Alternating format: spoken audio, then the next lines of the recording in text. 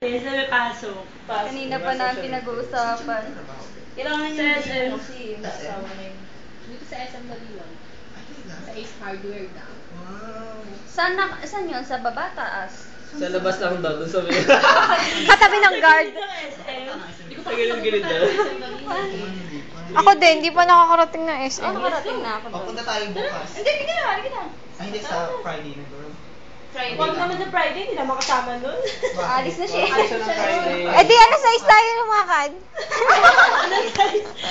Papabukas natin ng ganun ka. Oo. Sige. O pwede ko sa Friday, wala akong pasok. Kasi pa open ng mall. Hoy, kita tayo! Dito. Sige.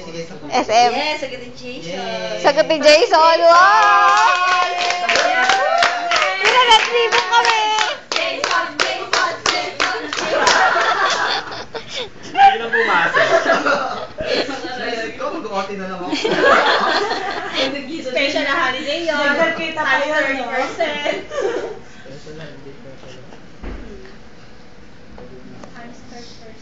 Sige. Pinagpapagod. Pagod na ako kumain. Nakapagod din kayang opo sa kusina. Mag-aatay na 5. Ano ba? Anong oras? Minsan na lang pala.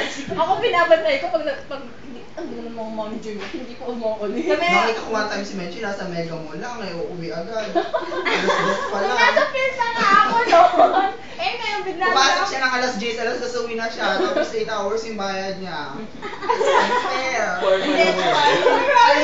Nasa pista nga ako doon, kaya pwede kong anuhin yung oras ko. Pagod na ako. Huwag ka na mag-explain Huwag ka niya. nang mag-explain. Trader ka sa kumpanya. Yan!